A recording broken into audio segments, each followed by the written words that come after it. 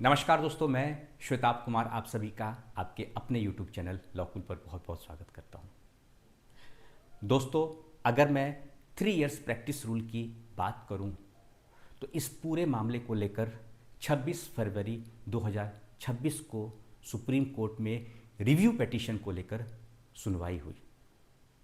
बहुत सारी ऐसी बातें हैं जो कि सकारात्मक हैं। जितने भी हमारे जुडिशियल सर्विस एस्पिरेंट्स हैं उनके लिए बहुत सारी ऐसी चीज़ें सुनवाई के दौरान सामने आई जो कि पॉजिटिव है, और मैं तो चाहता हूं कि रिलैक्सेशन मिले, क्योंकि 3 साल का जो समय है ना वह कम नहीं होता है। अब अगर मैं बात करूं जो हमारे फीमेल कैंडिडेट्स हैं उनके लिए तो बहुत बड़ी समस्या है। जो फीमेल कैंडिडेट की अगर बात करूं, और मुख्य तौर पर दो बातों को यहां पर शामिल किया गया, और जो हमारे मुख्य न्यायाधीश महोदय हैं बहुत ही पेशेंसफुली उन्होंने सारी बातों को सुना है। जो कोर कंसर्न है, जो सुप्रीम कोर्ट ने भी समझा है, और इस बात को उन्होंने माना भी है कि हाँ, यह तो वाकई में समस्या है।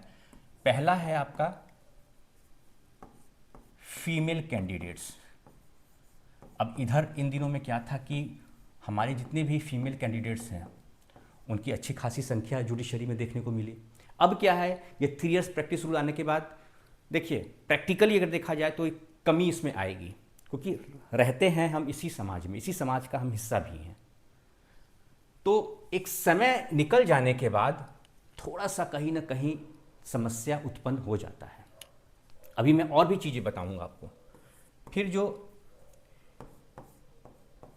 हमारे यंग पोटेंशियल माइंड है उनको लेकर भी कहा गया। देखिए, सिर्फ एक सर्टिफिकेट दे देने से कोई एलिजिबल हो जा रहा है, जबकि सर्टिफिकेट क्या, लॉ का सर्टिफिकेट है, आपके पास डिग्री है, अभी तक यही था। लेकिन एक एक्सपीरियंस सर्टिफिकेट 3 साल का 3 इयर्स एक्सपीरियंस सर्टिफिकेट दे देने से ही कोई एलिजिबल हो जा रहा है।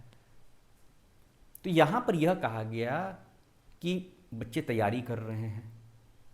अब कोई बच्चा मान लीजिए मुजफ्फरपुर बिहार का रहने वाला है, उसने बार में मेंबरशिप ले ली, ऑन पेपर मेंबर हो गया, वो एडवोकेट भी हो गया कैंडिडेट। अब वो तैयारी के लिए या तो ऑनलाइन क्लास कर रहा है या फिर इलाहाबाद या दिल्ली कहीं बाहर रह के तैयारी कर रहा है। कोर्ट रूम में वह समय कैसे दे पाएगा, कैसे उसका एक्सपोजर होगा? बात तो यहां पर यही है ना, कोर्ट रूम एक्सपोजर की बात है। जो कोर्ट रूम एक्सपीरियंस है उसी की बात हो रही है ना। तो यह कोर्ट रूम एक्सपीरियंस कैसे होगा? ऑन पेपर है, ऑन पेपर कोई फायदा है नहीं। फिर जो इसके पीछे मंशा है, प्रैक्टिकल नॉलेज की जो बात हो रही है, कोर्ट रूम एक्सपोजर की जो बात हो रही है, वो तो डिफीट हो रहा है। फिर अब कैंडिडेट है, वो तैयारी कर रहा है, अलग अलग स्टेट की वैकेंसी आ रही है, उसका समय वहां जा रहा है, कोर्ट रूम में वो कैसे समय देगा, कैसे जस्टिफाई करेगा इस चीज को?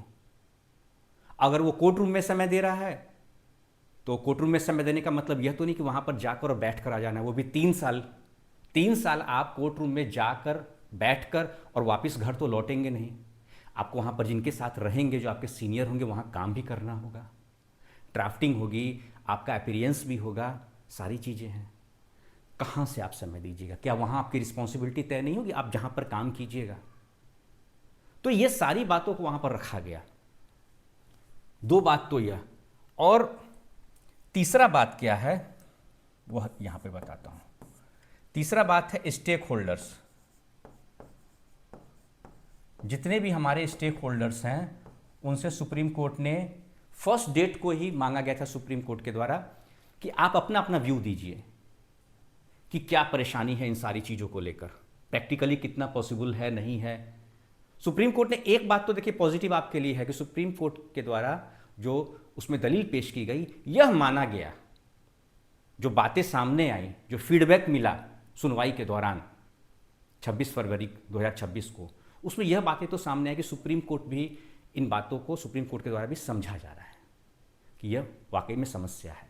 और यहाँ पर ऑनरेबल सुप्रीम कोर्ट के द्वारा कहा गया कि हमने शुरुआत में ही जितने भी स्टेक होल्डर्स हैं, नेशनल लॉ यूनिवर्सिटीज़ हैं, हाई कोर्ट्स हैं, उनसे हमने कहा था कि आप अपना अपना जवाब इसमें दाखिल कीजिए, अपना व्यू जो है हमें इन रिटर्न सबमिट कीजिए, ताकि और रूट लेवल पर जाके हम चीज़ों को समझें।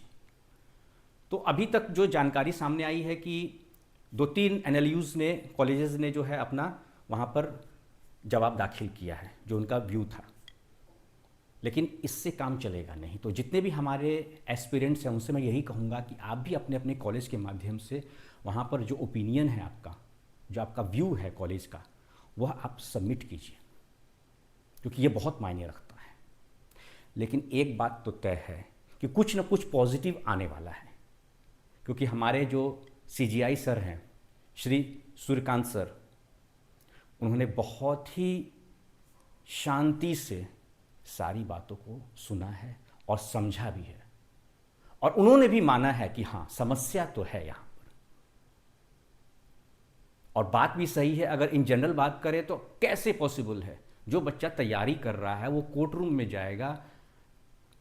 जाएगा, वहाँ समय देगा, फिर इधर तैयारी कैसे होगा? दो नाव पर पैर रखने वाली बात हो जाएगी यहाँ पर, नहीं संभव है। और सबसे जो बड़ी बात है, एक तो फीमेल कैंडिडेट्स को लेकर समस्या है, उसके बाद जो हमारे यंग एंट्रेंट्स हैं, जो हमारे यूथ हैं, जो अभी तक एलिजिबल हुआ करते थे, उन पर रोक लग गया कि नहीं, आपके पास डिग्री है फिर भी 3 साल तक अब आपको कोई मतलब नहीं है। 3 साल के लिए वो डिबार हो गए, उनको डिबार एक तरीके से कर दिया गया। तो ये सारी चीज़ें हैं, तो चिंता करने वाली बात नहीं है। मुझे पूरी उम्मीद है कि बहुत कुछ पॉजिटिव आपके लिए आएगा।